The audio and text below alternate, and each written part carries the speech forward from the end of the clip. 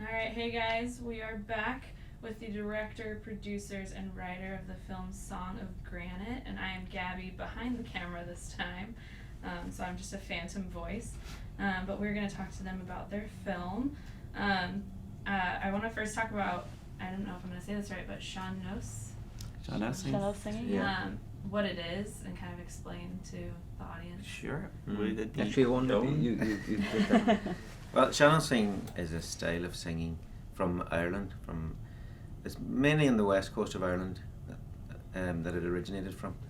And it's just an old style. It means Sean-nós means old style, and it's old style singing, and it goes back a long way. It goes back maybe thousands of years, and it's a continued tradition that's still alive today. And we still have some great Sean-nós singers in Ireland, and it's an a cappella form of singing. You sing just on your own, and it's usually unaccompanied by anyone else. It's usually just one person who sings. So there's certain variations, but when you watch the film, you'll get an idea of this style itself. Yeah, when I went into the film, I didn't know what it was, and then I actually heard it in the film, and I was like, oh, I do know what this is. I have heard it before. I just didn't know what the name was. Mm-hmm. And so the film is about Joe Heaney, and I'm saying his name right also, Yeah. sorry. Mm-hmm.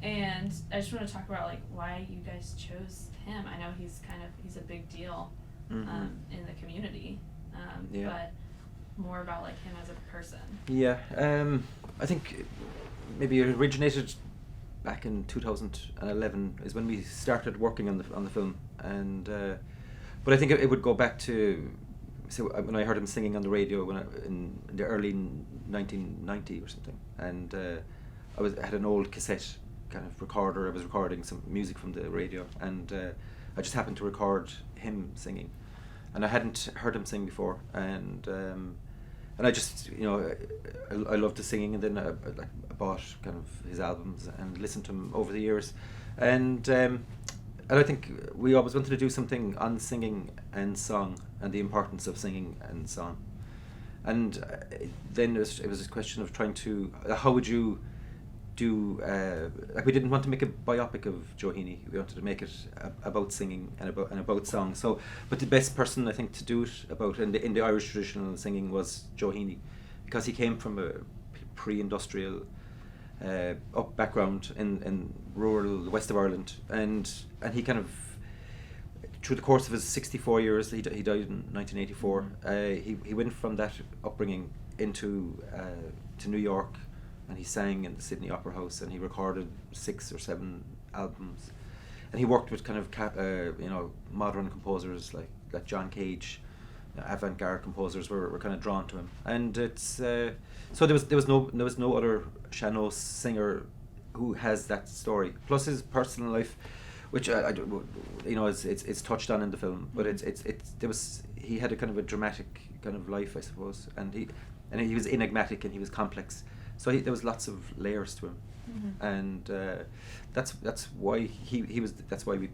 It's not that we picked him. It was just we were drawn to him. Right. It wasn't. It wasn't. We were looking for an opportunity to make a film on somebody. It was that Joe Heaney was, speaking to us. Yeah. From beyond the grave. Yeah. And I did get a chance to watch most of the film last night. Unfortunately, it was just getting a little too late, but I'm going to finish it tonight. And what I saw was really amazing, and I noticed that at least half the movie is actually like singing and someone actually performing. So I want to know why you guys chose to do that. It's really, I guess, emotionally impacting, which I wasn't expecting, but I really liked it, so I just want to know how that decision process went. Well, I think there was, like, say, even with the script, I think there was more dialogue in the script than in the finished film. But even, I remember after 4 days of shooting, I remember saying it to a few people, thinking this could actually be almost like a musical, that you could make it without any dialogue. But there is dialogue in the film, but it seemed that the singing was taking, taking over from the talking, and I think it was very important for us that the audience felt like they were in the room with the singers, that you know, the way sometimes I suppose they do musical films and it's the actors are miming, and we didn't want that because I think you can sense it and you can feel it that it's not authentic.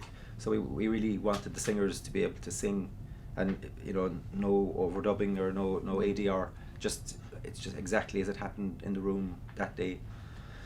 And I think you can that's probably, you know, singing is emotional. So when even in an enclosed space like the cinema, you know, that's you feel kind of immersed in it, and I think the singers are connecting with the audience as if you're in the room with them. You know, Yeah. that's what we hope. Anyway. Yeah, I definitely. That's hope why it's that. kind of, I think it's very much a cinema film that you need to be immersed in it. You know.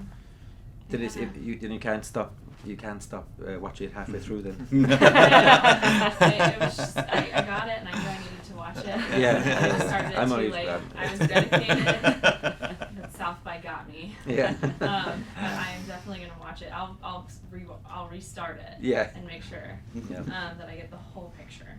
For the producers, what were some of these struggles with making a film like this?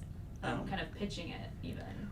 Well, we have because I'd Pat and Owen and Sharon Woolley, who's the other writer of Song of Granite, had previously worked in a film called Silence, which Owen actually also performed in and Pat directed, which was really wonderful, magical film. And I was working at the Irish Film Board, which is a federal agency, I suppose you'd call it over here, which supports Irish film and Irish filmmakers, and they would have been involved in Room and Brooklyn and all those sort of bigger movies. When I left the film board, they had already been supporting this project through development, and I loved Pat's work, and I loved working on Silence and 2 other documentaries that Pat had made while I was at the Irish Film Board. And you know, Pat's a real auteur, and I think it's probably Ireland's only auteur, so I was incredibly excited to kind of come on board. But a lot of the finance came from the Irish Film Board, and they were terrifically supportive, and from an Irish language broadcaster in Ireland called TG4, and also from the Broadcasting Authority of Ireland. And then we knew we had to shoot we had to have sequences in New York in the film, so we knew it had to be a co-production of sorts, and I was trying to find where we're going to do that. North America has a different look and a different feel, so then a Montreal-based producer called Martin Paul Huth came on board, and he brought money from Sodec and Telefilm, who are 2 agencies in Canada. And that's it. It was relatively, you know, straightforward in that way, and we're very lucky in Europe as well to have the kind of supports we have.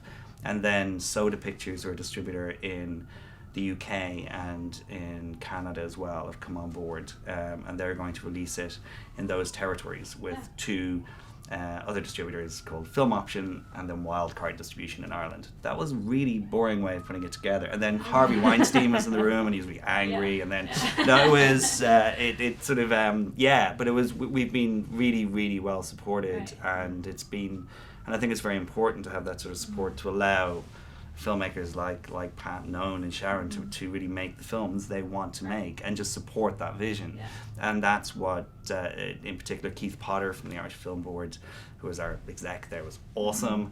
And then we had 2 other exec producers as well, Tina Moran and Philip King, who were hugely supportive. And Philip is like the expert on music in Ireland. He's like probably the most important music, what would you call him? What's the word you'd say? Aficionado. Yeah. There's that pub scene as well, you know, where there's a big sing-song happening in the pub, and Damien Dempsey and Lisa O'Neill and Philip King and Tina really, they were amazing. They kind of had all these contacts, and really, we would have been lost without them for But Jess, you talked, we did have challenge. I mean, finding locations within Ireland is was well, you had a good idea, but there was some that we had to kind of find the kind of key, the village, and that was it was only a couple of days of the shoot, but it's such a huge part of Joe's life, was where he grew up, and I think a lot of the film is his longing for that place. And I think something Pat always wanted was it just have kind of that vastness and not have to worry about painting out like telephone wires or any sort of modern architecture. So I got a call one day from the locations manager, and they had been out scouting different locations, and he just said, "I think you're going to kill me." What did you do? So I found this location. It's an island with 3 houses on it. I was like, okay, that sounds really good. He said, yeah, it's perfect, and Pat really, really likes it. We're going to go out and have a look tomorrow. And so they went out. There's no plumbing, no electricity. The only way to go out there is in these tiny little turok boats. So we went out to have a look at the location, and it was raining so heavily that whole day. We were sliding all over the place. Like, I spent most of the recce on my ass. It was, I don't know, how are we going to get a crew of people? Like, how are we going to have 30 people on this island and be responsible for them and get a generator out and get toilets out? But it was just so perfect. It was literally just like stepping back in time that we had to do it. So we did, and luckily it was stressful, but the days we shot out there was really sunny, and you can see that in the film. It's absolutely beautiful, and we have really funny pictures of our locations manager going out in currachs with portaloos on them and stuff, and the crew really enjoyed it as well. So that was I think everyone, when they think about that shoot, thinks about the days on the island and art department coming out with the chickens and everyone in traditional costume, and it was because the locations, especially in Ireland, they shoot usually they shoot as close to Dublin as possible. Yeah. So there is a little sense that a lot of locations look the same in different films and the same, and it's more expensive, and it's more of a headache to do it, and it's much harder on production to get unusual locations, but it does pay off. You know, Yeah. the values, because I think people might, beautiful. because even after the screening, I kind of impression that people may think that you just turn up at Dublin Airport and then you walk out and it looks like that. I mean, but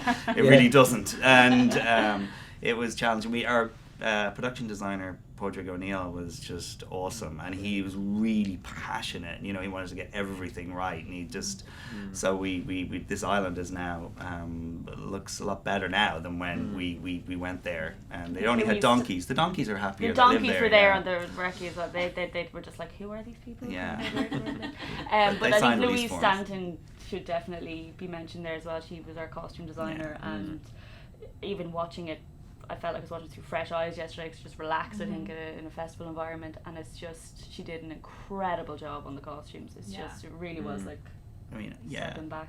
Authenticity was the key. As Pat always talks about authenticity, it has to feel, it has to not even feel authentic, it has to be authentic, and that goes from the actors to locations and everything all the way through. I mean, one of the references that we have, like when we were watching on the big screen yesterday, it was really great. Can you say that about a film? I thought it was a great experience, and and I felt you kind of have kind of a sense of Man of Arran, or great Robert Flaherty, not great Robert Flaherty documentaries. I suppose they were great, but they're sort of controversial in how he worked.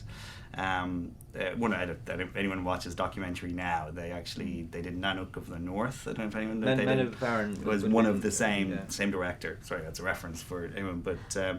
And that's what I think we got all the way through, is that authenticity, and it's when you mentioned like having to go out there, I was kind of thinking, my first thought was like, oh wow, you kind of like when you're seeing those scenes, it really puts you there, because I wasn't even thinking about the fact that you guys had to go find that and shoot it.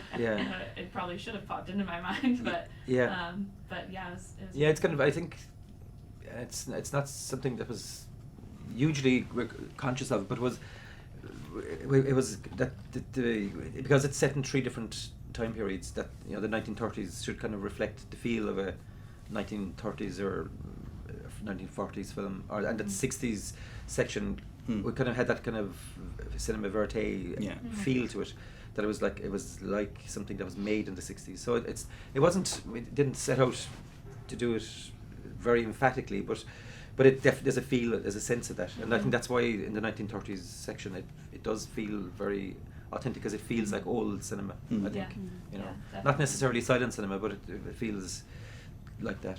I get that. I definitely get that feeling. Great.